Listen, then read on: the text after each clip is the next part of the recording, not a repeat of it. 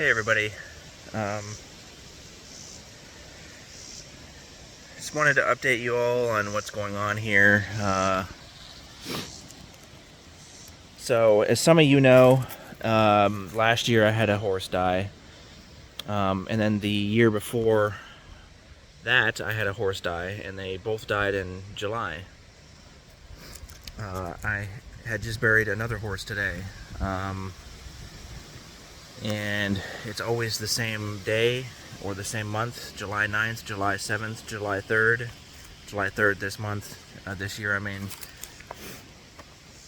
And the first one that died, I chalked it up to old age.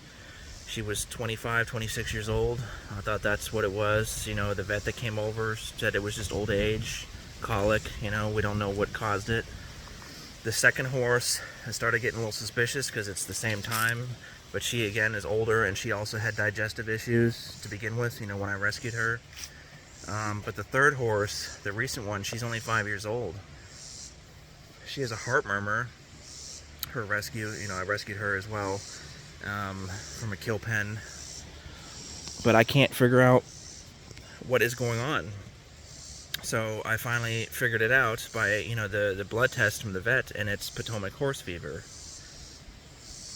So I had the state come out here and check the trees and the vines and the shrubs and whatever that they could have access to. You know, I'll flip the camera. Maybe there's some trees in here or some kind of weed, or, you know, trees in here, I don't know. And there's nothing that they could find, so there's nothing that I'm doing wrong. You know, this fencing I built all by hand in the last 3 years I've been here. I did everything here by hand. You know, I had help with my mom, helped me sometimes, but I do everything here alone, basically. And I don't know if I can handle living here anymore. So I had to bury her. And Potomac horse fever is caused by a bacteria that lives in ponds. And I don't know if you can see this. You see right there on the edge, there is a pond right there. It's a 3-acre pond down there that one of my neighbors has, and he built that about 4 or 5 years ago. I moved here 3 years ago. The neighbors that I live next to have said that horses have ever died here before in their 50-year history that they know of. I'm the only one. But that pond was not there. So that guy, that multi-millionaire built this pond here, and I'm not blaming him per se, but that is the cause for my horse dying, or horses dying every early summer. It's the same thing. So I got my last horse vaccinated for Potomac horse fever. Unfortunately, it's only a 30 to 40% effective vaccine, but that's all they have. So I need to vaccinate him. It says once a year, but I'm going to do it once every 6 months because the papers that I read says the efficiency drops every 3 to 4 months. So I'm going to make sure he's vaccinated every beginning summer and end of summer. Those are the peak times for this bacteria. And it sucks because the barn is right next to that pond. They don't have access to the pond, but it's spread via some kind of fly, some mayfly or something like that. It gets into their water. Even though I change the water all the time, he's in his stalls right now because it's too hot out here. I'm going to let him out in about an hour when the sun goes down beyond the tree line, and then I always pull these out, fill them all up, change the water over there, so it's not like they're sitting all day, but you know, I can't control some bacteria. So and then the worst thing is I have to put my dog down tomorrow. Sorry, I know it's really sunny. Let me try to get into some shade here. But I have a 13-and-a-half-year-old German Shepherd, and I have to put him down tomorrow. So my 4th of July was burying my horse, and then my end of July is having to put my dog down. And my birthday is the 5th of August, so it's like, and I'm a 40-year-old, almost 40-year-old grown man crying. And it's kind of embarrassing, and I probably shouldn't post this online. But I have nobody else to talk to.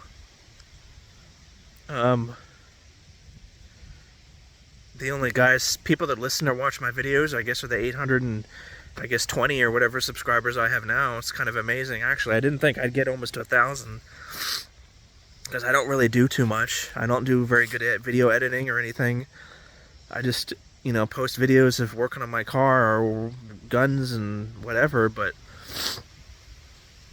it sucks. So I've had Zeke for 13 and a half years. Like I said, he's a German Shepherd.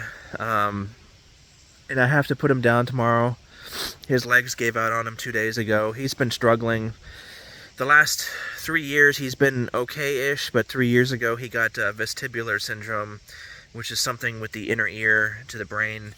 It caused him to get really dizzy. He lost complete function of his legs.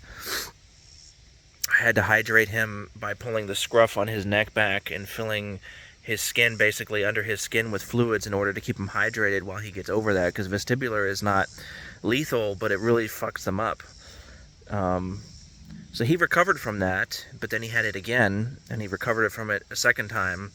And for the last 2.5, 3 years, he's been wobbly. He doesn't walk like he used to.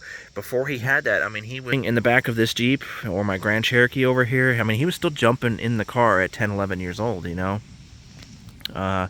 And then afterwards, he just stumbles. He can walk from the house to the barn over here, or walk from the house down this driveway 2 years ago anyway. He couldn't do it this last year. It's too much for him. He almost had a heart attack, basically. He's huffing and puffing. He's just old, And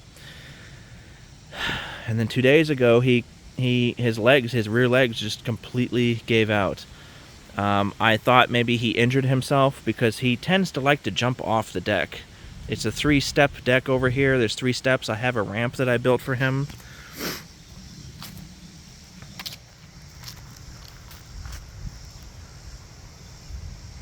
I built that ramp, but he doesn't like going down the ramp. He only goes up the ramp. He likes to jump off the steps, which is, I hate that, And I thought maybe he hurt his leg, but it's just complete failure of his legs. They're done. His rear legs don't even move. They kind of just hang there. Maybe it's a spinal issue. I don't know.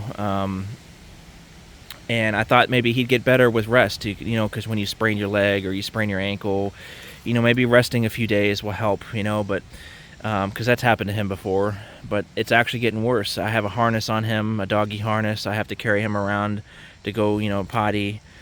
And I noticed his front legs now are starting to give out. So I have a mobile vet coming tomorrow to put him down. And I'm not looking forward to that. So I decided I'm going to cremate him, because I don't know if I'm going to stay in this place anymore. Between 3 horses and a dog, I don't believe in curses or anything like that, but there's something wrong with this place. Obviously I found the issue. It's Potomac horse fever. My dog is old. It just happens. So it's not a curse, but it just... it feels like something's wrong with this place, It's built on a Civil War battlefield. There used to be a field hospital here during the Civil War, so I don't know if that has something to do with it. The prior owners who lived here in the 70s and 80s, their house used to be a log cabin. That burned down. The original foundation is here. The owner got divorced. Lots of nasty stuff happened to him between the fire and everything, and now I'm having to deal with this, and I don't know. It just... Maybe I'm stupid to say that. I don't know. But I'll let you guys go. I know it's a 10-minute long video, and I'm sorry for crying. Between the $2,000 to bury my horse and the vet bill, and now $1,000 to do this, I'm at like $3,000 this month. And I don't fucking have it, I had to borrow money from a neighbor. Some people were telling me to do a GoFundMe. I don't know how to do that stuff. And I'm not asking for your guys' help or anything like that, you know, and no one has to give me money or anything. I don't even know how that works, you know.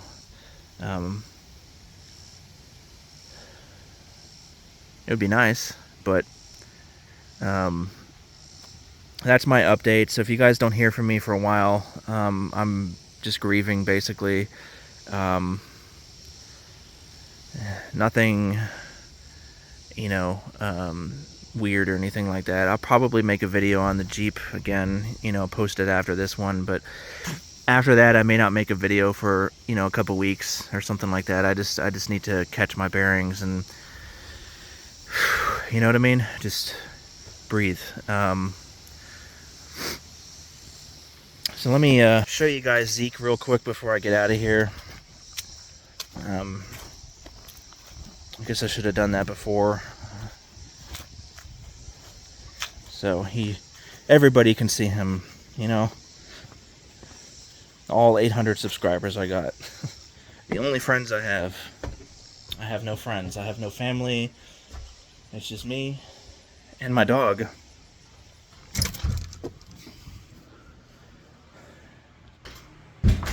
So here's Zeke. Hey, Zeke. He's the old man.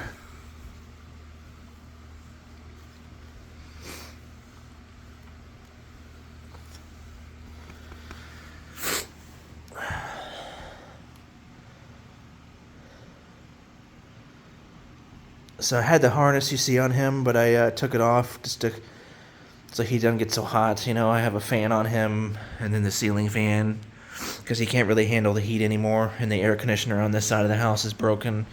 I only got one AC working. This house is a dual AC. So it's fairly cool in here still. I mean, it's like, what does this thermostat say? I guess it's a little warm, 78 on this side of the house. But again, money, you know. I don't have $6,000 for an air conditioner.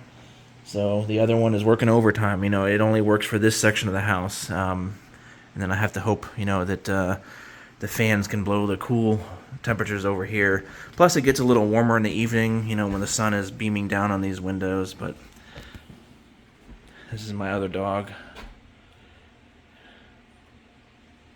So I have to go through the same shit again.